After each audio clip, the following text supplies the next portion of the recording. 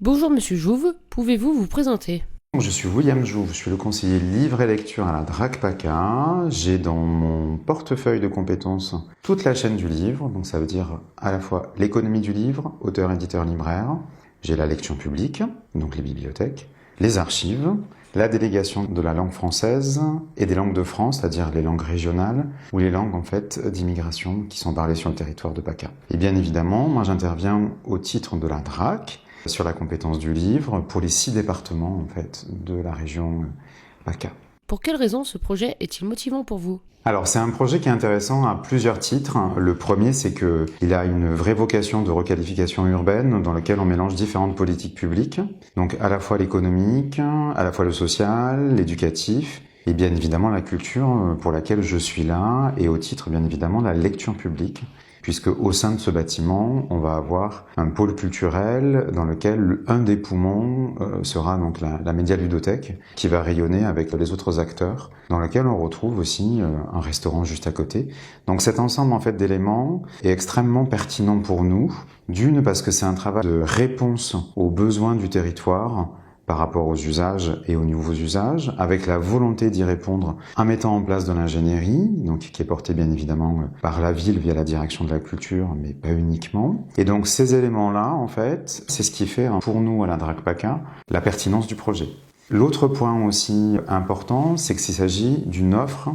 qui va toucher le bassin de population, donc à la fois, on va dire, locale en version micro, c'est-à-dire au Lioul, mais aussi qui s'inscrit en fait dans un bassin de vie beaucoup plus grand, dans lequel il y a des flux de population, et qui s'inscrit aussi en complément de l'offre de Toulon du côté du TPM. Où l'objectif, c'est vraiment de toucher l'ensemble de cette population, et c'est ça que je trouvais intéressant dans le projet.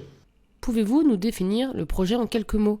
Alors le premier, ce serait Poumon. Ce qui est intéressant, c'est qu'il y a eu une évolution avec un déplacement du centre-ville qui s'est, au cours du 19e et du 20e, qui est sorti de l'écusson, on va dire, de l'hypercentre, et qui s'est déplacé donc sur d'autres terres, et qui étaient des terres agricoles. Et donc là, ce projet qui est présenté, c'est vraiment une sorte de reconquête aussi de ces terrains-là, avec une volonté d'en faire un lieu de vie, véritablement, avec la culture, mais pas uniquement, dans lequel la culture, elle est un vrai levier de développement, et qui répond à cette économie à la fois locale, mais économie démographique, où Olioul aussi se retrouve déplacé depuis un siècle sur ce côté-là, mais avec une volonté, en fait, de faire du vivre ensemble. Le lieu tel qu'il existait à l'heure actuelle était moins probant sur cet aspect-là, et que là, ce travail de reconquête urbaine s'inscrit dans la volonté du vivre ensemble. Le deuxième élément, je dirais, c'est tissu. Le tissu, c'est la trame en fait que l'on fabrique, et que l'on fabrique souvent pas seul, parce que tous les éléments qui sont faits pour fabriquer le tissu viennent de compétences, viennent d'échanges, et que tout le travail de la ville, tout le travail porté aussi par